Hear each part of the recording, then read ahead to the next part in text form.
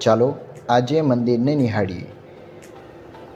Bilimora railway સ્ટેશનથી ફક્ત 2 મિનિટના વોકિંગ ડિસ્ટન્સ પર આવેલું કિસ્મત બંગલાના નામે ઓળખાતું એક BAPS મંદિર, જેની મૂર્તિ પ્રતિષ્ઠાનો આજે અવસર હતો.